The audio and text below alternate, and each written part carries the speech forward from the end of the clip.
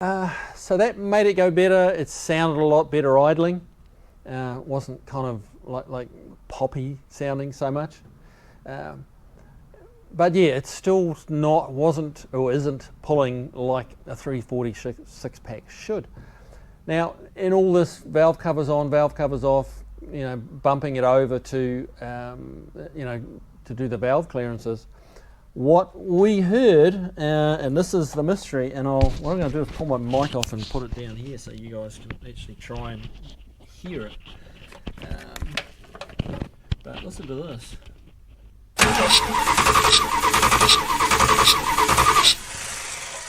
That hissing kind of puff sound, sort of sounds like there's a spark plug almost coming out, or like there's a lot of compression like flying out somewhere.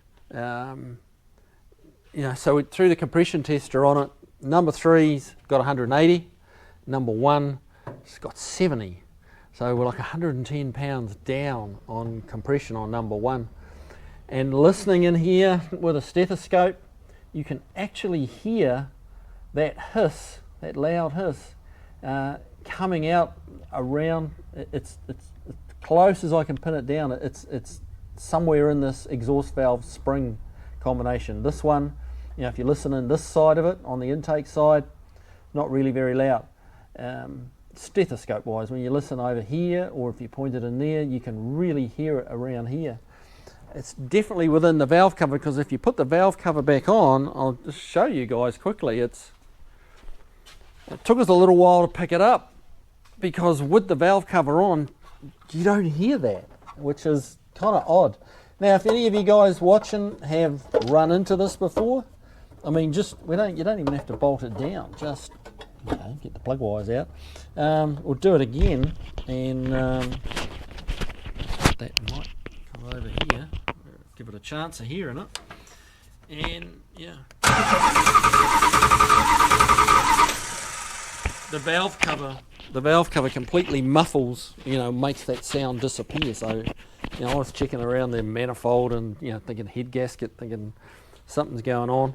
But it's all that noise is coming out, within the top of the cylinder head.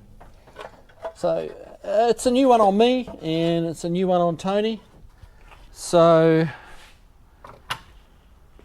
yeah, we know we're well down, like dramatically down on compression on number 1. So we can mess around and pressurize the cylinder and pop this the rocket gear off, take the spring off while holding the valve. But honestly, I don't think that, one, I don't think it's going to tell us what we need to know, and 2, I suspect if we did pressurize the cylinder, the air would be coming out there faster than it would be able to hold the valve. That's a pretty considerable leak, and to be just like chuffing all its compression out and just on a slow crank like that, it's not like it's a leak down thing. You walk away and like if you do a cylinder leak down test, you'll see the gauge go down. That's losing its compression in 0.23 of a second. So yeah, cylinder head is going to have to come off, and to get to the bottom of this mystery, I've never heard anything like that.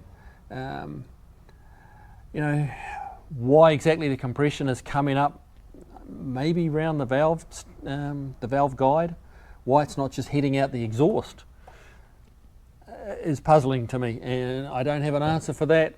So yeah, it's kind of an unhappy ending for this one. Customers, we haven't got time to dig into it right now. It's going to have to go away and come back. So there's going to be a part 2 to this whole story, but it's not going to be for a few weeks. But yeah, we've got to get the head off, figure out what's going on, and report back. But yeah, do in the comments,